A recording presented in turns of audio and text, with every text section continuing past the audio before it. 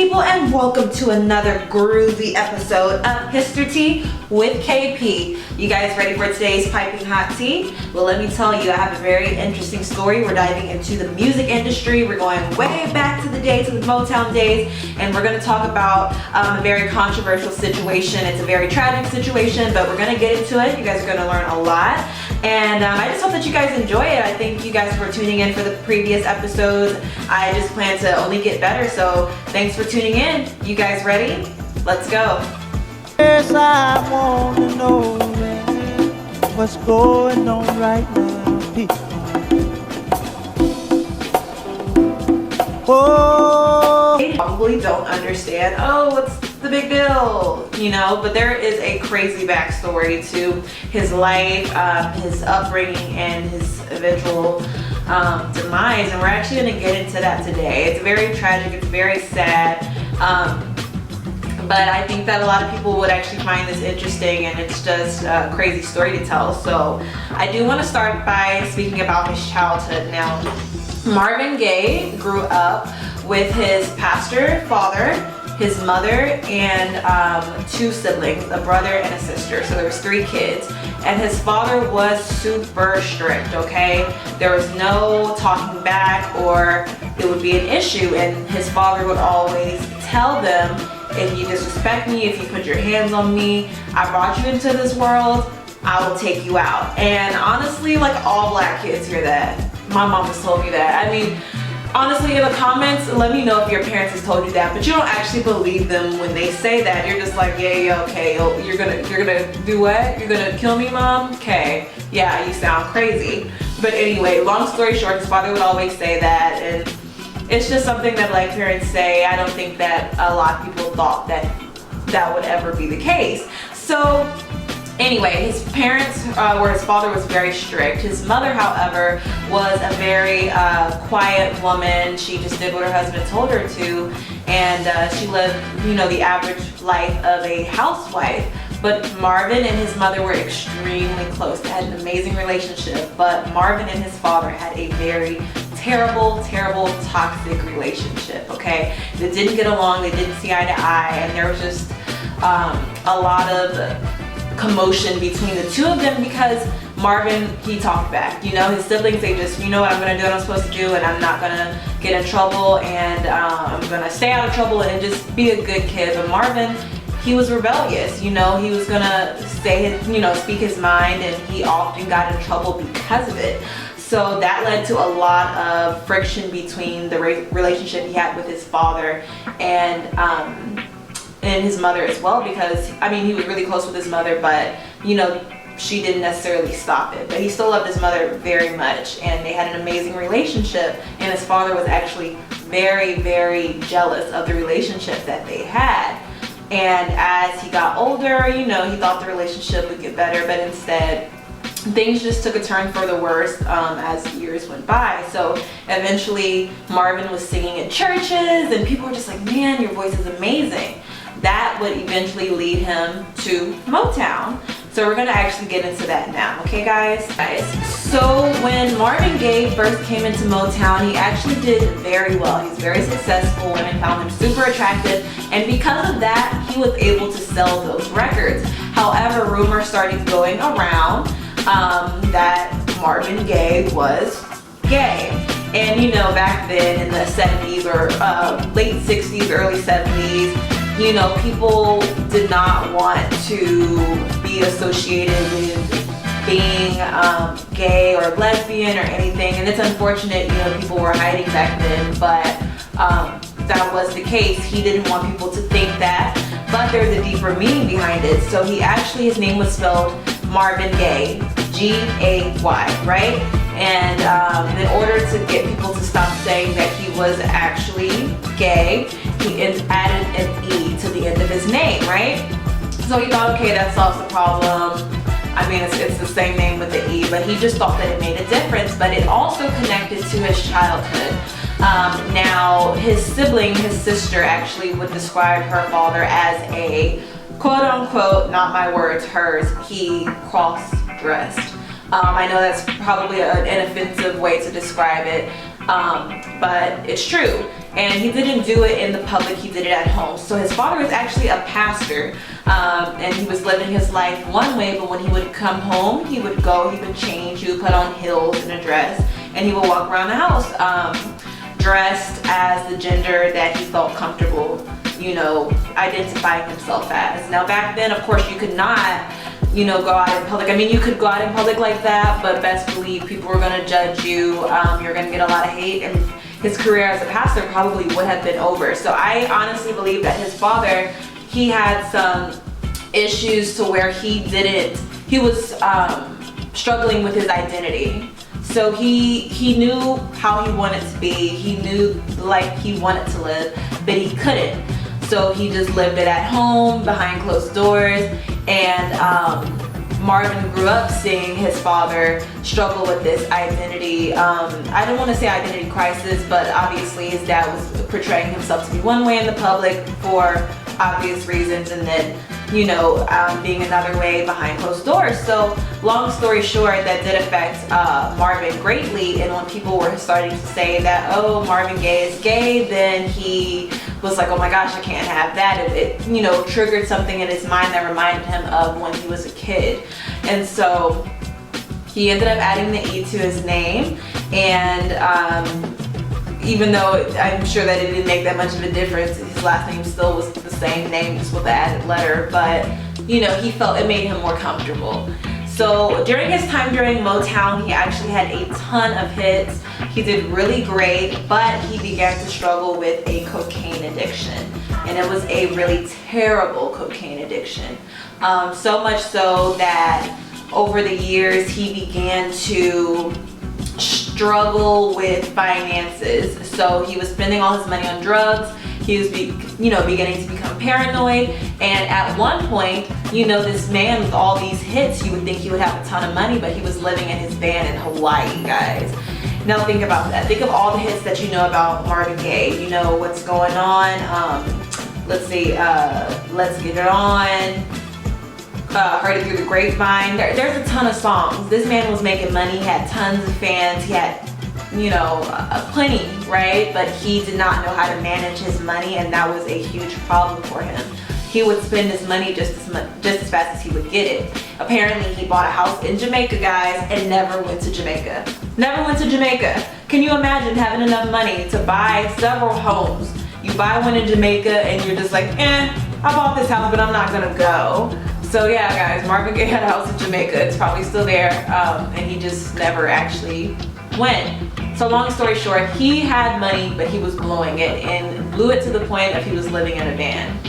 And his cocaine addiction got so terrible that he actually ended up basically going ghost from the music industry for about 9 years. So imagine being at the top of your career, the top of your game, and you having an addiction so bad that you literally fall down back to the bottom of the totem pole, and nobody knows where you are. Everybody's like, where's Marvin Gaye? We haven't heard from him in a while. And he really he fell apart. His addiction got so bad. But luckily, he eventually got sober. And so we're gonna get into this next section of his life, okay guys? So basically, wake up, wake up, wake up, wake up. Let's make love tonight. Wake up, wake up, wake up, wake up. 'Cause we do it right. And baby, I'm hot just like your loving. I need some loving.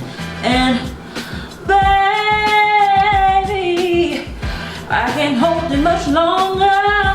It's getting stronger and stronger. And when I need that healing, I need sexual healing. Sexual healing, baby. It's good for me. Yo, I know I just butchered them. I know I just butchered like half of those lyrics, you guys. I tried to put on a show. I thought this was American Idol for a second, but it's not. It's not American Idol, but I gave it a go, and I don't think I did terrible. Okay, but we're gonna get back into the story, right? So I was stating basically that he had just gotten sober. So this is about 9 years later. The year is 1984. It's the 80s. All right. So some of us, our parents are probably, you know, kids. 1984. So the year is 1984. Marvin Gaye is back. He's moving. He's grooving, and he's going on tour. And the tour isn't doing all that hot. And within a few weeks of that tour, the sobriety is gone. He's back on the coke, unfortunately. So he relapses and he's back to using drugs, and it gets so bad to the point where he basically starts to feel paranoid again. Paranoid to the point that he basically feels like someone is following him. Someone is following him, someone is watching him. He's just extremely paranoid, and because of that, he like beefs up on the security, because he's like, someone's looking for me, someone's watching me, someone's trying to kill me. And in addition to that paranoia, he was dealing with suicidal thoughts. He had mentioned to several friends of his that he just did not want to live anymore, that he was over it, and that he just did not want to be on this earth. So in addition to his suicidal thoughts, which is a very serious matter, as well as drug use and paranoia, the tour just didn't go as planned. And instead of, you know, when the tour was over, going and maybe getting help or going to one of his mini homes that he owned, he actually decided to go back home with his family, because that's where he felt comfortable. He thought he could get himself back on his feet, and he loved his mom so much. He was super close with her, so he said, why not? Now the house that he went back to with his family there was actually a home that he bought for his parents. Now there was a main house, and then there was like a back house. The back house his brother and sister-in-law lived in, and then the main house his parents lived in. And he was only there for a few short, I believe, days after, and I'll leave a correction somewhere on the video or in the bio if I'm wrong, but I believe it was only a few short days before him and his dad started to really just start beefing. Now keep in mind, they already never had a really good relationship. They tried to you know, be okay, but it just, no matter what Marvin did, it just wasn't good enough, or at least Marvin felt that it wasn't good enough. And so it got to the point where Marvin, even though he was back home with his parents in a family home, he was using drugs in the home. Not only was he using drugs in the home, he was inviting women over, so groupies would be over at the house, and he also would basically have just tons of people in and out the house.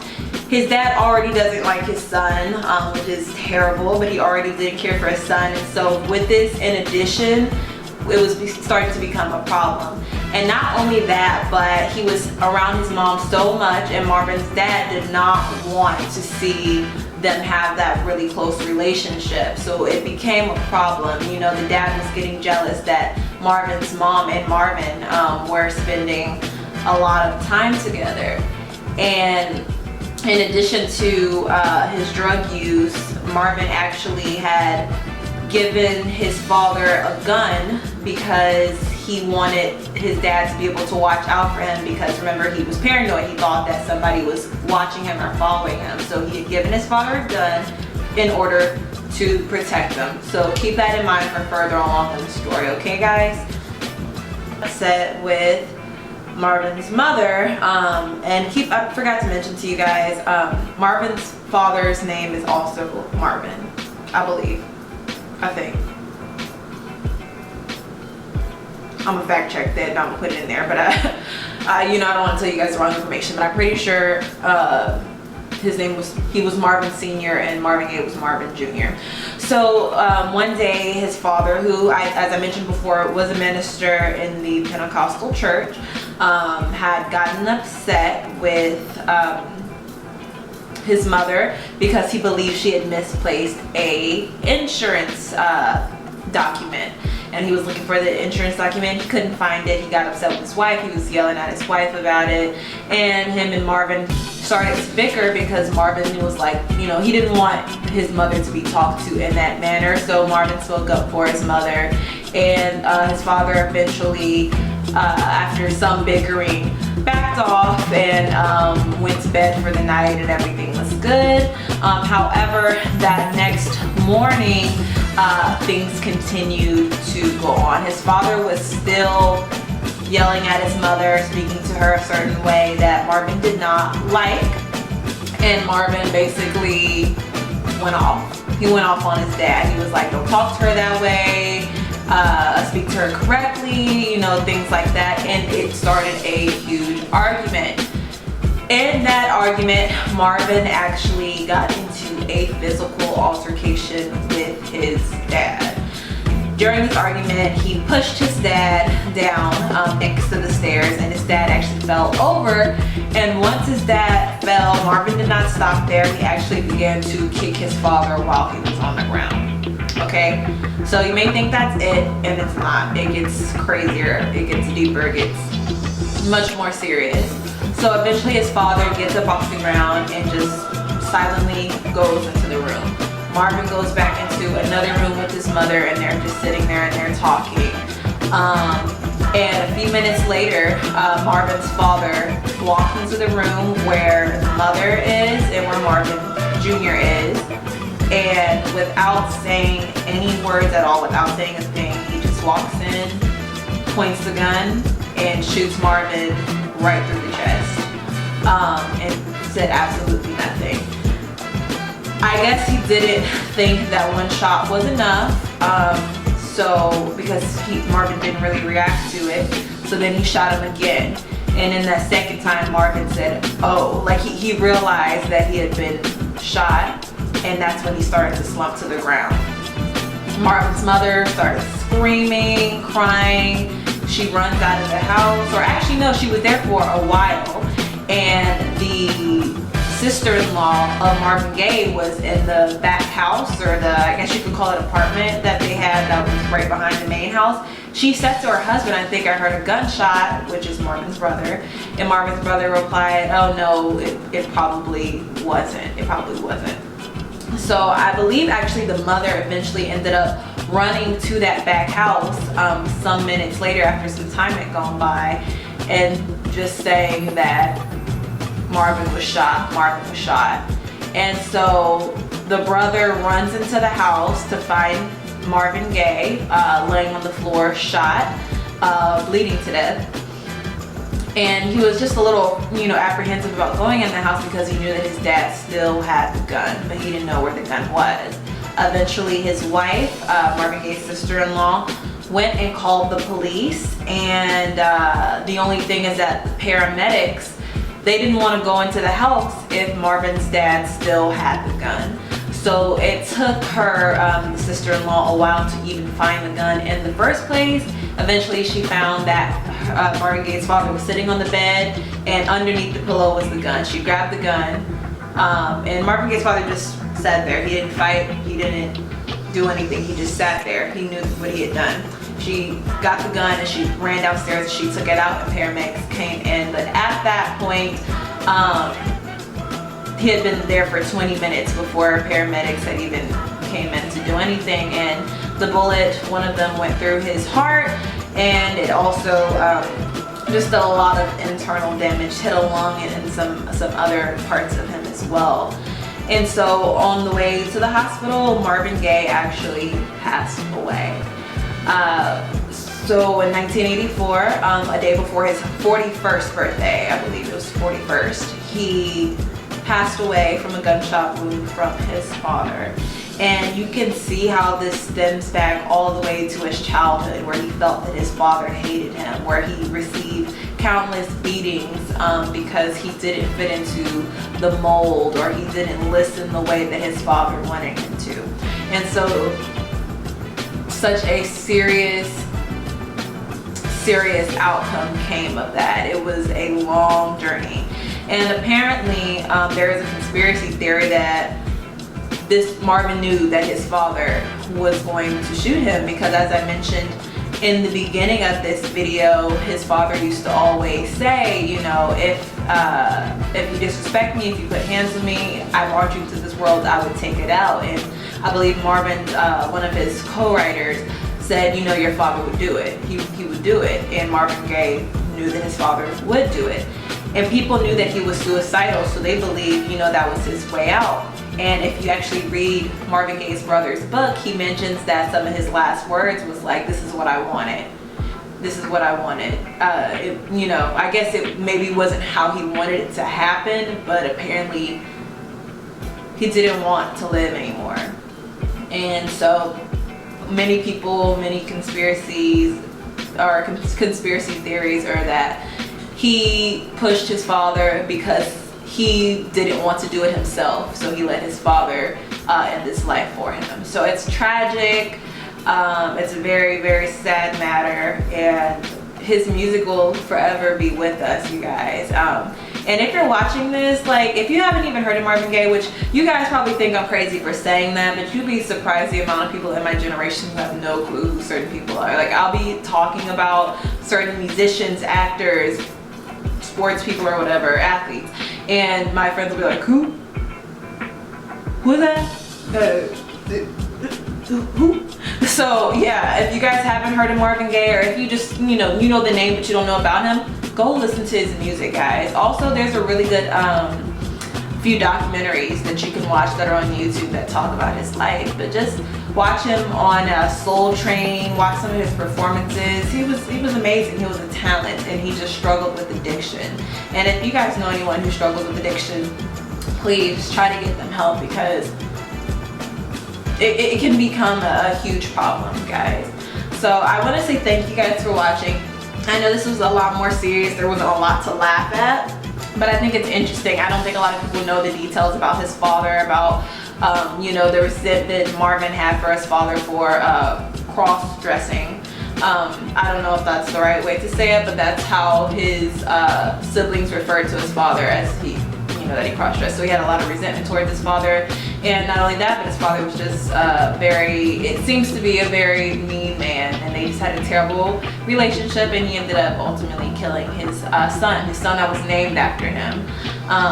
So I'm sorry guys that this is so serious. It's a really sad story, but it is very interesting, and it is tea, because a lot of people have no clue that that's how things went down. They don't know that information. So I just want to say thank you guys for watching. I love the support. I got a lot of love on my last video, and hopefully I get a lot of love on this one too. And if you have like questions or you need more information, please just in the comments let me know. I'm always open to feedback. I'm always open to answering questions. So thank you guys so much for tuning in. I appreciate your time, your effort in supporting me. Like, share, subscribe, and just share my video with everybody that you guys know. So thanks. Bye.